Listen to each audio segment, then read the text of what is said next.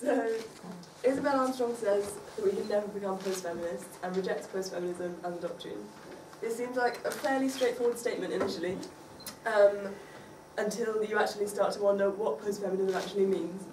I'm going to be a bit disappointing here and not really define it for you, because I think there's a notable lack of a definition and not really any seminal post-feminist text that you can point to, as in the second wave, and say, this is where it begins.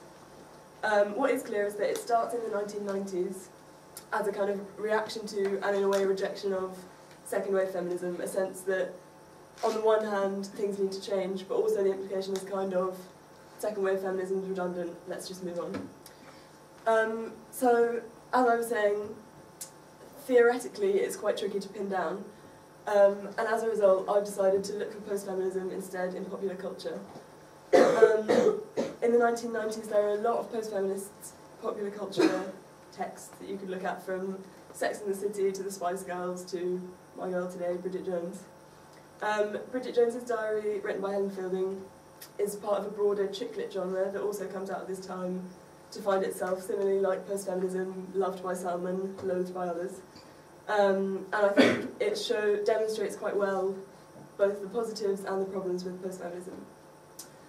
Few theorists today would call themselves post-feminists, but I'm going to argue that it continues to have a relevance and an impact on both modern-day feminist theory and popular culture today. As well as having an impact on modern-day feminism, post-feminism also had profound implications for the second wave feminism which had gone before, and as I'm sure most of you know, was inaugurated in the 1960s and carried on till about the 1980s. As I said before, some would argue that the very word post-feminism implies that that's it, hooray, no more sexism, feminism has achieved all its aims. However, it's also very much entangled in second wave feminism, which I think Bridget's life in the book is a testament to. She is financially independent, she lives on her own, and she's sexually liberated. As her friend Sharon puts it, there's a whole generation of single girls like me with their own incomes and homes who have lots of fun and don't need to wash anyone else's socks. This is contrasted in the book to the life of Bridget's mother, Pamela, who has a sort of late life crisis and decides she's fed up of dedicating her life to her husband and children. Having said this, both Bridget Jones' Diary and post-feminism also act to undercut feminist ideals that had gone before. A notable example of this is the fact that Bridget continues to define her life by her relationships to men. Considering that Fielding roughly based her book on Jane Austen's Pride and Prejudice, the fact that the only available happy ending is still Bridget ending up with Mark Darcy can be seen to show that post-feminism maybe isn't as radical as it might like to think. Second to her relationships with men, Bridget's most important relationship can arguably be seen as that with her own body. Post-feminism is a kind of attempt, what post-feminism partly argues for is female empowerment through a celebration of a kind of elusive femininity.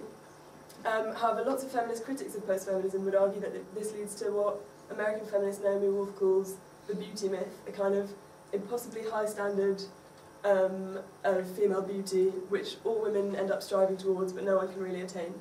I would argue that this only intensifies today with the phenomenon of hair removal, photoshopping of women's magazines, plastic surgery. You could give tons and tons of examples. In this way, post-feminist women like Bridget are technically empowered, but they continue to be repressed and oppressed by this kind of self-regulation, this self-loathing, which is shown by the fact that the first thing Bridget does every day is weigh herself, and her weight is the first thing she records in every diary entry.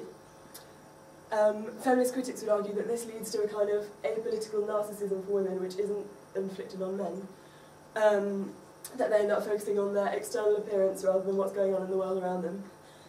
As Fielding herself put it in another of her books called Celeb, what happened to my generation of women who doomed us to spend our entire lives wishing we were half a stone lighter?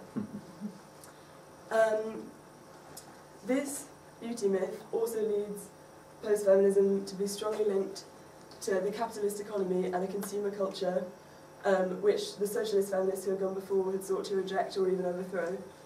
post-feminist empowerment is only available through a form of material self-improvement. Some other examples of post-feminist culture to my right include Clueless and obviously Sex and the City. Fielding throughout Bridget Jones references specific brands to build up this kind of picture of the privileged post-feminist life that Bridget leads. For some feminist critics would argue that this means that post-feminism is in a way more of an advertising campaign than a political theory. As Bell Hooks puts it, it's a lifestyle choice rather than a political commitment. Germaine Greer also points out that this kind of post-feminist lifestyle is only available to wealthy Western women. As such, post-feminism doesn't only focus on the individual consumer, but a very specific individual at that. Having said all this, I would also argue that there are some post-feminist positives which subsequent feminists have reacted to. Bridget is a prime example of the post-feminist model that says that feminism is actually quite hard to live up to sometimes, and it's okay if we can't always accept our own high standards. I was just thinking in the audience that it slightly reminds me of the Pirates of the Caribbean quote about them being guidelines more than actual rules. Fielding also mocks the difficulty of literary theory, which I think anyone from the English department who's done the literary theory module can thoroughly sympathise with, when she has the relatively uptight Natasha praise the book's ventilating, deconstructionalistic freshness of vision, which is a kind of mockery of the way in which high feminist theory can act to exclude women and, in a way, just put them off. So it's not necessarily a question of a post-feminist dumbing down, but more maybe of broadening out and making feminism as an idea more accessible. And I would argue that modern-day feminists have, in a way, reacted to this, and a good example, I think, would be Caitlin Moran, who is clever and funny, but her books are also very, very readable. As Fielding put it, if we can't laugh at ourselves without having a panic attack about what it says about women, we haven't got very far with our equality. So to sum up, although, as I said earlier, post-feminism is, as a theory, kind of a thing of the past, you wouldn't get many people today who would happily declare themselves post-feminists. I think its links with the capitalist economy means that it lives on in popular culture, with spin-offs of both Bridget Jones and Sex and the City, to name just a few.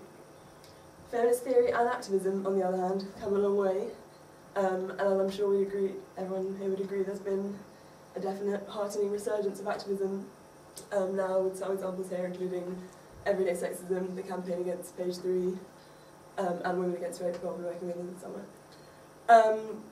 I would argue that this fourth wave is in some sense a reaction to post-feminism, both its positives in terms of accessibility, but also its negatives, where post-feminism focused very much on the individual woman as a consumer.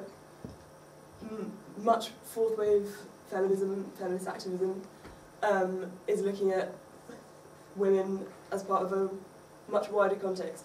As journalist Yvonne Roberts puts it, feminism is about nothing if it is not about social justice for women and for men in the first world and the third. Where post-feminist theory celebrated, like I said, a kind of beautiful femininity, which is actually quite hard to define. Modern-day feminism looks at deconstructing gender and celebrating a wide spectrum of different genders. Perhaps most importantly for us, where post-feminism first showed that feminism could sometimes prove hard to live up to, modern-day feminism encourages us to be brave enough to try.